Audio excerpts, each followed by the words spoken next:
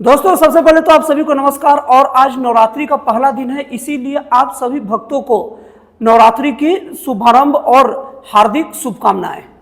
दोस्तों आज की वीडियो में आप लोग को बताऊंगा कि जो हमारे जो शक्ति पीठ है, जहां माता शरीर के अलग अलग अंग जहां पर गिरे थे, उन शक्ति पीठों के बारे में बताऊंगा। तो अगर मैं पहली शक्तिपीठ की बात करूं तो पहली शक्तिपीठ है काल माधव काली और सोंड शक्तिपीठ। काल माधव काली और सोंड शक्तिपीठ है, जिसमें काल माधव काली जो शक्तिपीठ था वहां पर माता सती का बायां नितंब, और सोंड शक्तिपीठ है वहां माता सती का दायां नितंब गिरा था। और ये जो स्थान है वो शांति और मोक्ष के लिए एकदम जाना माना जाता है। और ये जो जगह है मध्य प्रदेश के कटनी नामक स्थान पर अवस्थित है और ये पर्यटन विभाग द्वारा सुरक्षित है और लाखों श्रद्धालु माता के भक्त यहाँ पर हमेशा आते हैं। अब अगर हम लोग अगली शक्तिपीठ की बात करें तो वो है नैना देवी शक्तिपीठ। ये हमारे देश के हिमाचल प्रदेश राज्य के बिलासपुर जिले में पाया जाता है और यहाँ माता सती की दोनों आंखें गिरी थी। दोस्तों सबसे पहले बिलासपुर को लेकर बता दूं, बिलासपुर हमारे देश का दो बड़े बड़े शहरों का इत्तेफाक से नाम सेम है, और लेकिन दोनों शहर बहुत दूरी पर स्थित है।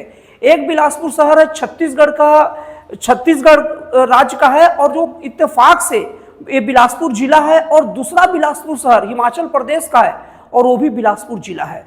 और तो और इत्तेफाक से दोनों का धार्मिक महत्व भी वही है।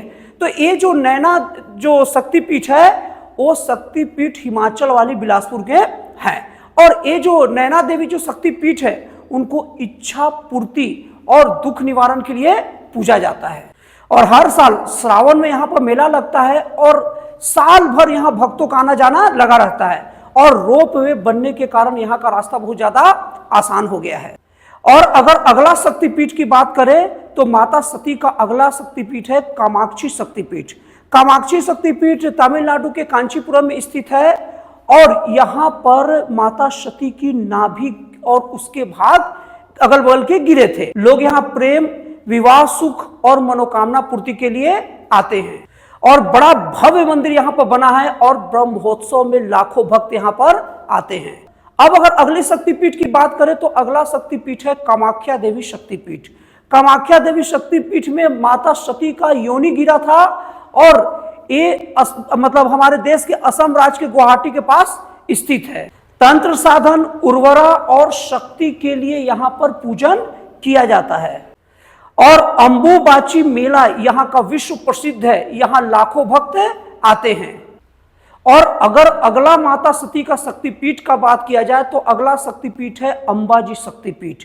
अंबाजी शक्तिपीठ गुजरात के बनासकांठा में स्थित है और यहाँ माता सती का हृदय वाला भाग गिरा था।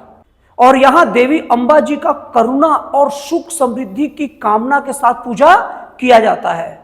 और यहाँ पर भव्य मंदिर बना हुआ है जो करोड़ों हिंदुओं की आस्था का केंद्र है। और अगर अगला माता शक्ति की शक्तिपीठ की बात किया जाए तो अगला शक्तिपीठ है हिंगलाज शक्तिपीठ, जो भारत से बाहर पाकिस्तान में हिंगलाज माता हिंगोल नामक स्थान पर स्थित है। और यहाँ माता सती का ब्रह्मरंध्र मतलब मस्तिष्क का ऊपर वाला भाग गिरा था और यहाँ पर देवी पाप नाशक के रूप में पूजी जाती है। लेकिन पाकिस्तान के अंदर कट्टरपंथियों के कारण ये मंदिर की स्थिति अच्छी नहीं है। अब अगर अगले माता शक्ति का शक्तिपीठ का अगर बात किया जाए तो वो काठमांडू में गुहेश्वरी, काठमांडू के पास नेपाल में स्थित है। और काठमांडू में स्थित यह शक्तिपीठ बागमती नदी के तट पर स्थित है और यहाँ पर माता सती के घुटने गिरे थे। और गुप्त साधना और तंत्र के लिए यहाँ की विशेष मान्यता है। और पशुपतिनाथ मंदिर के निकट होने के कारण बहुत बड़ी संख्या में लोग यहाँ पर आते हैं। और अगर अगला शक्तिपीठ की बात किया जाए तो बांग्लादेश में है अगला शक्तिपीठ, जो बांग्लादेश के खुलना में स्थित है। और इस शक्तिपीठ में मां जयसोरेश्वरी की पूजा की जाती है। मां जयसोरेश्वरी माता काली का ही एक रूप है। और यहाँ माता सती की हथेली गिरी थी और नवरात्रि में यहाँ विशेष पूजा होती है। और यह मंदिर कट्टरपंथियों की बहुत ज्यादा बांग्लादेश में हमले झेल चुका है। अब अगर अगला शक्तिपीठ की बात किया जाए तो वो है श्रीलंका में स्थित इंद्राक्ष मां, जो नल्लूर में स्थित है। और यह शक्तिपीठ श्रीलंका के जाफना में नल्लूर में बना है। और यहां माता सती की पायल गिरी थी और यहीं पर भगवान श्री राम और इंद्रदेव ने भी देवी की स्तुति की थी। और तमिल हिंदू स्थापत्य शैली में बने मंदिर में कई काम हुए। तो दोस्तों और माता के भक्तों, इस तरीके से मैंने माता की कृपा से माता सती के विभिन्न स्थानों पर, मतलब जो मंदिरों की मैंने बात की, जो माता सती के अलग अलग अंग वहां पर गिरे थे। तो दोस्तों आपको ये वीडियो कैसा लगा, आपको ये जानकारी कैसा लगा, कृपया कमेंट करके बताएं और हो सके तो जय माता दी लिखे। तो दोस्तों फिर मिलते हैं अगले वीडियो में एक जन कल्याणकारी और एक राष्ट्रवाद से प्रेरित नए विचारों के साथ।